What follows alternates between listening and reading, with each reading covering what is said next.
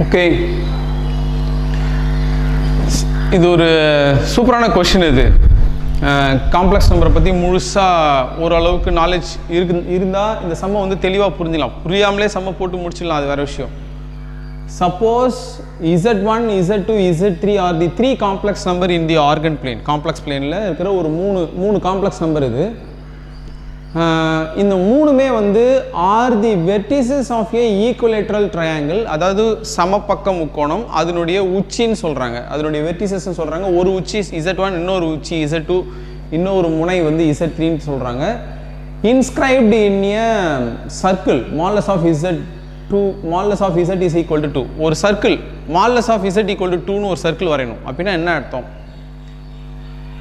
Modulus of Z equal to 2னா அப்போ modulus of Z minus 0 equal to 2ன்னு அர்த்தம். இதனுடைய சென்டர் வந்து ஆரிஜன், இதனுடைய சென்டர் வந்து 0 + I0 ஆரிஜன், இதனுடைய ரேடியஸ் வந்து 2ன்னு அர்த்தம். அதான் இந்த சர்க்கிள். இந்த சர்க்கிளுக்குள்ளார இன்ஸ்கிரைப்டு இன் ஏ சர்க்கிள், அந்த சர்க்கிளுக்குள்ளார இந்த ஈக்குவலேட்ரல் ட்ரையாங்கிள் இருக்குது.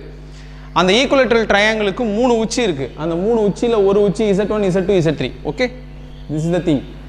அதில் ஒரு காம்ப்ளெக்ஸ் நம்பர் வந்து அதில் ஒரு உச்சியை கொடுத்துருக்காங்க, 1 + I√3. ஆமாம், இந்த காம்ப்ளெக்ஸ் நம்பர்லாம் நான் வந்து இந்த காம்ப்ளெக்ஸ் நம்பரை நான் கிராஃபுக்கு எட்டுன்னு வர போகிறதுலாம் தான் ஒரு இன்ட்ரெஸ்டிங்கான ஒரு விஷயமா இருக்கும். இதுக்கப்புறம் Z2ன்ற காம்ப்ளெக்ஸ் நம்பர், Z3ன்ற காம்ப்ளெக்ஸ் நம்பர் எங்கே இருக்கும்? First I will draw the diagram and explain you. Please listen. I am drawing the complex plane. So this is real axis and this is imaginary axis. இப்போ நான் என்ன செய்ய போகிறேன்னா, இதான் origin 0 + I0. இதுலேருந்து 2 unit 1 2 1 2 1 2 1 2. ஆரிஜன்லேருந்து 2 unit டிஸ்டன்ஸில் இருக்குது இது எல்லாமே. ஸோ இது எல்லாத்தையும் கனெக்ட் பண்ணிக்கலாம்.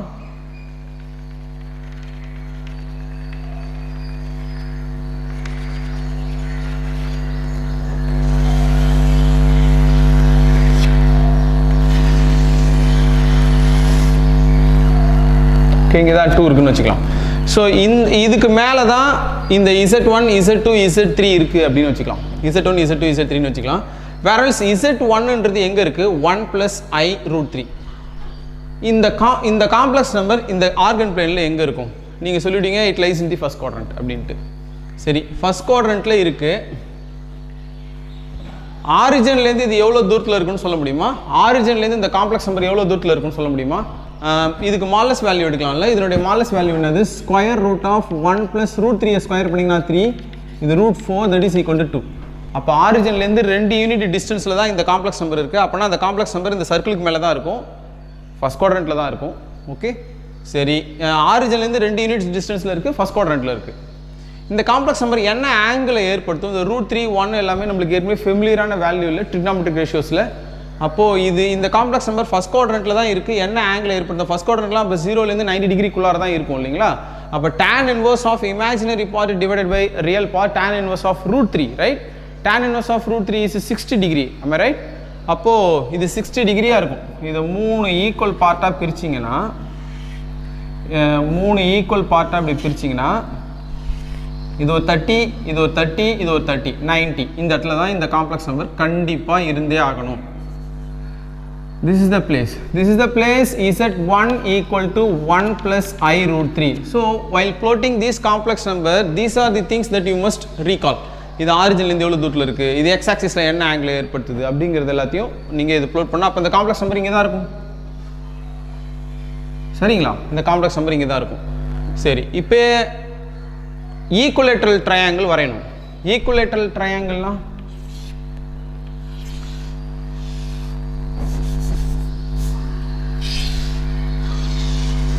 ஓகேவா? ஸோ இங்கே சென்டரில் ஒரு புள்ளியை வச்சுக்கிறேன், நல்லா கவனி. இது ஈக்குவலாக இப்படி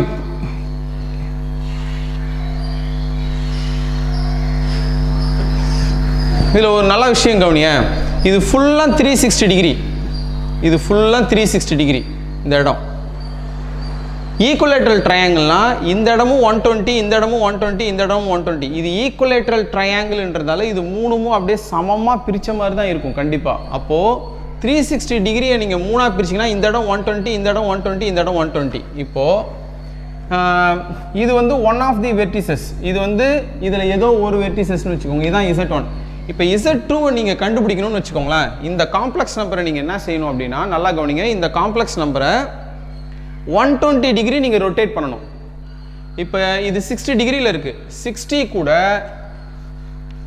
ஒரு 120 டிகிரியை ஆட் பண்ணணும். 120 டிகிரி ரொட்டேட் பண்ணணும்னா அதை ஆட் தான் பண்ணணும், ஓகேங்களா? அப்போ 180 டிகிரி. அப்போ another complex number lies here. Yes, இந்த காம்ப்ளெக்ஸ் நம்பர் இங்கே தான் இருக்கும். இந்த காம்ப்ளெக்ஸ் நம்பர் என்னன்னு சொல்ல முடியல உங்களுக்கு. இது ஆரிஜின்லேருந்து எவ்வளோ டிஸ்டன்ஸில் இருக்கும்? 2 யூனிட்ஸ். இந்த காம்ப்ளெக்ஸ் நம்பர் வந்து -2, ஆமாம் ரைட்? -2 + I0. சரி, இப்போ இன்னும் ஒரு 120 டிகிரி சுற்றலாம் நம்ம. 120 டிகிரினா இது வரலையும் வந்தால் 90, 90க்கு அப்புறம் 100, 110, 120. Somewhere here, this complex number lies here. இப்போ பாருங்களா, இது 90, இதில் ஒரு 30 டிகிரி சுற்றிருக்கீங்க. அதே மாதிரி இதுலேயும் ஒரு 30 டிகிரி சுற்றிருக்கீங்க. சரி, இது இன்னும் ரீச் பண்ணுறதுக்கு எவ்வளோ டிஸ்டன்ஸ் இருக்குது சொல்லுங்க பார்ப்போம். இதில் ஏற்கனவே வந்து 30 ரொட்டேட் பண்ணிட்டேன், இன்னும் இதை ரீச் பண்ணுறதுக்கு 60 இருக்குது. அப்போ இந்த காம்ப்ளெக்ஸ் நம்பருடைய காஞ்சிகேட் தான் இங்கே இருக்குமா? ஆமாம் இல்லை, இந்த காம்ப்ளெக்ஸ் நம்பருடைய காஞ்சிகேட் தான் இங்கே இருக்கும். ஆனால் இந்த காம்ப்ளெக்ஸ் நம்பர் இப்படி தான் இருக்க போகுது. இந்த 2 காம்ப்ளெக்ஸ் நம்பர் தான் கண்டுபிடிக்க சொல்கிறாங்க. இதை பார்த்தோன்னே இப்போ உங்களால் 1 மார்க் மாதிரி ஆன்சர் பண்ணிட முடியும்.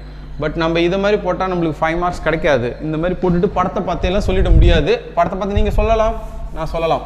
ஓகே, ஸோ நம்ம இப்போ எப்படி இந்த சம்மை ஒர்க் அவுட் பண்ண போகிறோம்? Please listen.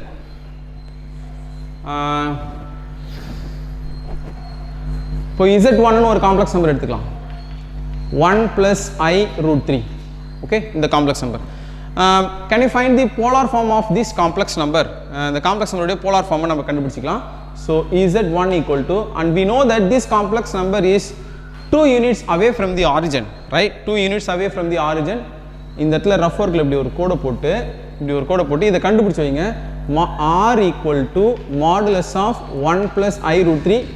அப்போ இது square root of 1 + 3 and square root of 4, that is equal to 2. So this says how much it is away from this origin. Okay, 2 units அதை கண்டுபிடிச்சாச்சு. அடுத்தது, since this complex number lies in the first quadrant, the argument of this complex number is theta equal to alpha.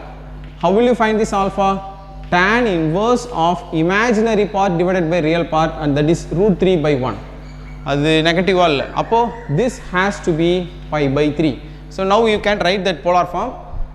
இது ஆரிஜின்லேருந்து first எவ்வளோ தூரத்தில் இருக்குது? 2 units. அதை first எழுதணும் polar ஃபார்மில். அடுத்தது cos π/3 plus I sin π/3. So this is the polar form of the complex number Z1. Okay. இப்போ இந்த காம்ப்ளெக்ஸ் நம்பரை, you please listen carefully, இந்த காம்ப்ளெக்ஸ் நம்பரை நீங்கள் என்ன செய்யணும்னா 120 டிகிரி ரொட்டேட் பண்ணாதான் அடுத்த காம்ப்ளெக்ஸ் நம்பர் கிடைக்கும். This complex number has to be rotated in counter clockwise direction for 120 degree. அதனுடைய மேக்னிடியூட் சேஞ்ச் ஆகவே கூடாது. இதனுடைய மேக்னிடியூடும் 2 தான், இதனுடைய மேக்னிடியூடும் 2 தான். அப்போனா மேக்னிடியூட் சேஞ்ச் ஆகக்கூடாது அப்படின்னா கவனிங்களேன். இப்போ Z2வை எப்படி தெரியுமா கண்டுபிடிக்கலாம்? So I am going to find this second complex number. அது எப்படி கண்டுபிடிக்கணும்னா, already there is a complex number 2 cos π/3. Let me write like this. இப்போ இந்த Z1ன்ற காம்ப்ளெக்ஸ் நம்பர் கூட please listen, cos 2π/3. What is 2π/3? 2π/3 is 120 degree plus I sin 2π/3. இந்த complex number கூட இந்த complex நம்பரை பெருக்குங்க.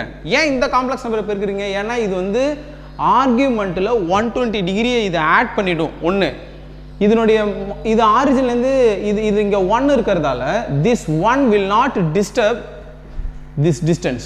ஓகே, இந்த டிஸ்டன்ஸ் வந்து டிஸ்டர்ப் பண்ணாது. அதனால் இந்த டிஸ்டன்ஸ் டிஸ்டர்ப் பண்ணாமல் இந்த காம்ப்ளெக்ஸ் நம்பர் அப்படியே கவுண்டர் கிளாக்வைஸ் டைரக்ஷனில் சுற்றி வந்து இந்த இடத்துல வச்சிடும். இதை நீங்கள் புரிஞ்சுக்கணும். ஸோ இந்த ஸ்டேஜ் வந்து இந்த காம்ப்ளெக்ஸ் நம்பரை அப்படியே ரொட்டேட் பண்ணி அங்கே எடுத்துகிட்டு போகுது. சரி, இப்போ இது Z1ன்ற காம்ப்ளெக்ஸ் நம்பர் என்னது? 2 × cos π/3 plus I sin π/3. நிறைய விதத்தில் யோசிக்கலாம். நீங்கள் உங்களுடைய பிரெயின் வந்து இப்போது பல வகையில் யோசிச்சுட்டு இருக்கோம். ஆனால் அதை பார்க்கும்போதே நம்மளால் ஆன்சர் பண்ண முடிஞ்சிடுச்சு. So if you are going to multiply this complex number, multiplying the polar form of a complex number is very easy. Just you add the argument of that complex number, and this is 120 degree and this is 60 degree. 120 degree 60 degree is pi by 3. இல்லை இதை நீங்கள் add பண்ணிங்கன்னா என்ன வரும்? LCM எடுத்து add பண்ணுங்க. 2 pi by 3 plus 2 pi by 3. If 3 is the LCM and if you add this you will get 3 pi. Yes, we are getting 180 degree. If you multiply this you will get cos pi plus I sin pi. Okay, இது இப்படி இருக்கட்டும். இப்போ நம்ம என்ன செஞ்சலாம்? This is the Z2 complex number. இதனுடைய rectangular form எழுதிடலாம். So cos pi உடைய value வந்து -1 plus sin எல்லா pi உடைய வேல்யூ 0. அப்போ இது பெருக்குனீங்கன்னா என்ன வந்துரும்னா வெறும் -2. As I said before. So here the Z2 complex number is here. Okay. இப்போ Z1 என்ற காம்ப்ளெக்ஸ் நம்பர் எங்க இருக்கு? Z2 னு ஒரு காம்ப்ளெக்ஸ் நம்பர் இருக்கு. சோ இப்போ இன்னொரு Z2 இந்த காம்ப்ளெக்ஸ் நம்பரை கண்டுபிடிக்கணும்னா கவனிங்க. இந்த காம்ப்ளெக்ஸ் நம்பர் கூட 240 டிகிரியை பெருக்கலாம். the polar form of the complex number which has 240 degree. Magnitude வந்து அதனுடைய மேக்னிட்யூட் வந்து 1 ஆ தான் இருக்கணும். அதனுடைய மாலஸ் வந்து 1 ஆ தான் இருக்கணும். அப்போ இந்த ஸ்டிக் வந்து இப்படி கவுண்டர் கிளாக்வைஸ் டைரக்ஷன்ல இங்க வந்து நிக்கும். இல்லனா another way. இந்த காம்ப்ளெக்ஸ் நம்பர் கூட நீங்க 120 டிகிரி ரொட்டேட் பண்ணீங்கன்னா இங்க வந்து நின்னுடும்ல. எப்படி வேணாலும் பெருக்கி கண்டுபிடிக்கலாம். சோ இப்போ இது கூட நான் பெருக்குறேன் 120 டிகிரியை. Please listen. இப்போ என்ன செஞ்சிடலாம்னா Z3 எப்படி கண்டுபிடிக்க போறோம்னா இது ரெண்டு வழி இருக்கு. Z1 வச்சிட்டும் கண்டுபிடிக்கலாம், Z2 வச்சினா Z2 வச்சிட்டே கண்டுபிடிக்கிறேன். Z2ன்ற காம்ப்ளெக்ஸ் நம்பர் கூட I am going to multiply that cos 2 pi by okay sis 2 pi by 3. இத பெருக்குனா you will get that Z3 complex number. Okay, Z2 ன்றது பதிலா you write that polar form. Okay, 2 cos pi plus I sin pi, and this is cos 2 pi by 3 plus I sin 2 pi by 3. 2, and if you add these two அத LCM எடுத்து தனியா add பண்ணிக்கோங்க. 2 pi by 3 plus pi 180 degree கூட ஒரு 120 டிகிரியை கூட்டுறீங்க. So 3 is the LCM and this is 2 pi plus 3 pi. கரெக்ட்டா இதுனா அப்போ 5 pi by 3. 5 pi by 3. So அப்ப இது ரெண்டுத்தையும் ஆட் பண்ணீங்கனா இது ரெண்டுத்தையும் பெருக்குனீங்கனா என்ன வந்துரும்னா cos 5 pi by 3 plus I sin 5 pi by 3. So ஒரு போலார் ஃபார்மா மாத்திட்டு இந்த மாதிரி பெருக்குறதுலாம் ரொம்ப ஈஸியா இருக்கும். 5 pi by 3. cos 5 pi by 3 க்கு எப்படி வேல்யூ கண்டுபிடிக்கிறது? நிறைய வழி இருக்கும். 5 pi by 3. 5 pi by 3. அதான் இதனுடைய கான்ஜுகேட்டா தான் இருக்கும். இந்த காம்ப்ளெக்ஸ் நம்பருடைய கான்ஜுகேட்டா தான் இருக்கும். அது என்னால ஷார்ப்பா அங்க பாக்கும்போதே புரிஞ்சிக்க முடியுது. ஓகே, நான் போடுறேன் இப்போ. cos 5 pi by 3. இது ப்ரொசீஜரா போடலாமே. 2. Okay. Multiple of 3. Multiple of 3 னா என்ன வரும்? இதனுடைய நியரஸ்ட் மல்டிபிள் ஆஃப் 3 என்ன வரும்னு சொல்றேன். அப்போ cos of 6 pi. 6 pi is the nearest multiple. ஏன்னா 6 is the nearest multiple of 3. இந்த 5 கிட்டக்க இருக்குது. இல்லனா 3 க்கு போணும். ரெண்டு நம்பர் போணும். சரி 6 pi ல என்ன பண்ணா 5 pi வரும்? -pi பண்ணீங்கனா தான். அதுல இருந்து pi-ய சப்ட்ராக்ட் பண்ணுங்க divided by 3. சோ இது தெரிஞ்சு தான் வச்சுக்கணும். நம்ம இந்த மாதிரி வொர்க் அவுட் பண்ணலாம். அடுத்து I sin அத காப்பி பண்ணிக்க போறீங்க. 6 pi - pi divided by 3. Okay. இப்போ என்ன செஞ்சலாம்? இந்த 3-ய வந்து இதுக்கு தனியாவும் ஸ்ப்ளிட் பண்ணி எழுதலாம். and what you will be getting is I forgot to write that 2. அப்போ cos if you write this 3 தனித்தனியா ஸ்ப்ளிட் பண்ணி எழுதுனீங்கன்னு வெச்சுக்கோங்களேன். அப்ப என்ன வந்துரும்? 2 pi ன்னு வந்துருமா? அது கேன்சல் பண்ணீங்கனா -pi by 3 அப்படினு வந்துரும். அடுத்து plus I sin of and same thing will be repeated. 2 pi - pi by 3.